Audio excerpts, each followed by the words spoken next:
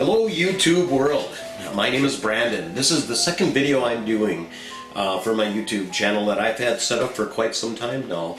I just decided to start doing something with it. So I decided, because I do a lot of research on Comet Ison, on Nibiru, on how the planets work around the solar system, what a galaxy is and all this stuff, I decided, hey, I'm going to start doing reviews for channels that I visited. Give them some kudos, because so many times I see so many people that go to these channels and they start slamming the person who puts them together. They start calling them an idiot, stupid, arrogant, dumb, conspiracy theorist, and so on and so forth. I consider these people that they just don't think. They think that the government should control their lives and that they should believe everything they say and all that stuff. But you have the freedom to do what you're going to do on the internet.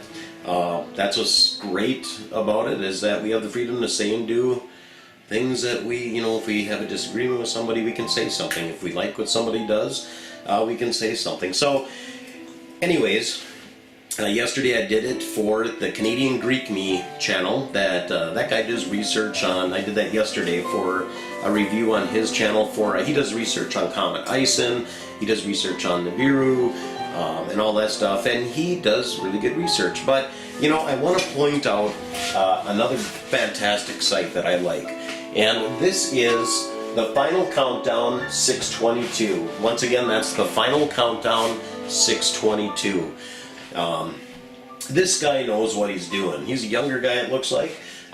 He does a two-part series on, it's called The Return of Nibiru, Our Second Son, Part 1 and Part 2. That's The Return of Nibiru, Our Second Son, Part 1 and Part 2.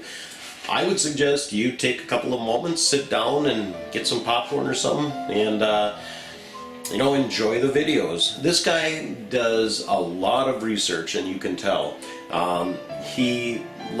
It looks like he likes, he's very convincing on Nibiru.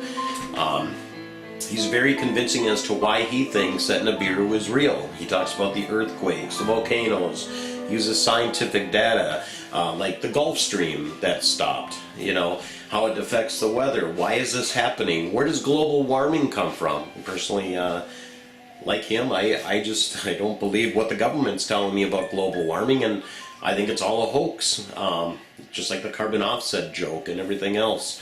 And so I give this guy kudos, man. He is awesome at what he does in his research, and he does, I think it's a weekly show, to show all the earthquakes, tornadoes, weather patterns, everything that's happening. Keeps you up to date on what's going on. He does a fantastic job, and I gotta give him kudos. So once again, that's the Final Countdown 622.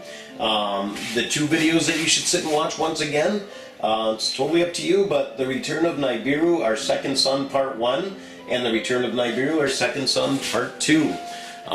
If you don't believe what he says during his videos, I guarantee it'll put a question in your mind.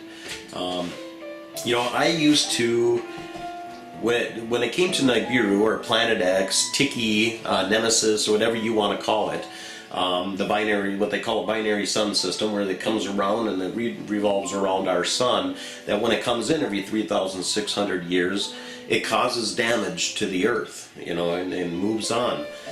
In the past, I used to think that was all a bunch of hogwash. I used to think it was a joke. I used to think these people are nuts, especially when Art Bell had his radio show and they started talking about Planet X. I'd shut it off.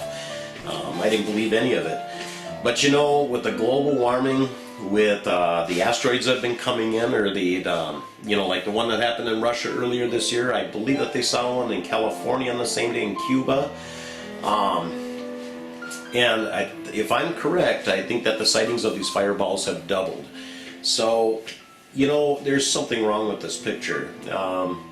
I think it's a sign, what the Bible talks about, the signs of the heavens and the earth, the birth pangs that I believe they're starting to happen. And yes, I'm a believer in Jesus Christ. He is my God, my Savior.